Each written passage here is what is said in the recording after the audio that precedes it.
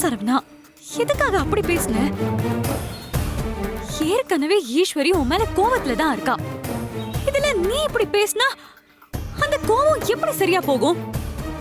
என்ன வேற என்ன பண்ண சொல்ற ரம்யா? அவ பேசுறதெல்லாம் நீயும் பார்த்துட்டு தானே இருந்த. நேத்து நைட்டு ஈஸ்வரி ரொம்ப கஷ்டப்படுறா, நீ போய் அவளை கூட்டிட்டு வந்துரு. என்னதான் இருந்தாலும் அவ நம்ம வீட்டு மருமகன்னு அம்மா சொன்னாங்க. எனக்கும் யோசிச்சு பார்க்கும்போது அவ கஷ்டப்படுறது மனசுக்கு ரொம்ப வருத்தமா தான் இருந்துச்சு.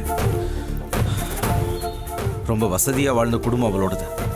அப்படி இருந்தவங்க இன்னைக்கு கஷ்டப்படுறப்ப எப்படியாவது அவங்கள சமாதானப்படுத்தி கூட்டிட்டு வந்துடலான்னு தான் வந்தோம்.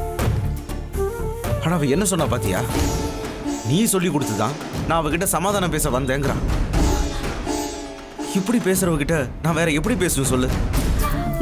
கரெக்ட் தான் சரவணா, ஈஸ்வரி பேசின விதம் தப்புதான். ஆனா இதெல்லாம் அவ சும்மா பேசலடா, ஏதோ ஒரு கோவத்துல தான் பேசுறா.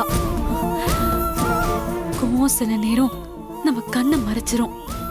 அப்படிதான் ஈஸ்வரியும் இப்போ உண்மை என்னங்கறத புரிஞ்சுக்காம பேசுறா. அதுக்கு என்ன பண்றது?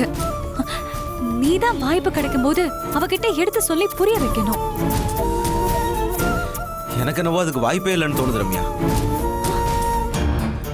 ஈஸ்வரி விஷயத்துல எனக்கு என்ன பண்றதுன்னே புரியல. ஒரு பக்கம் அவளை சமாதானப்படுத்தி கூட்டிட்டு வரவும் முடியல, இன்னொரு பக்கம் சரி விட்டு தொலைதுன்னு போகவும் முடியல. என்னதான் நடந்தாலும் ஊரறிய தாலி கட்டி நான் கல்யாணம் பண்ண பொண்ணு அவ. அதான் அவ டைவர்ஸ் நோட்டீஸ் அனுப்பியும் அதுல கையெழுத்து போட முடியாதுன்னு ஸ்ட்ராங்கா நிக்கிறேன்.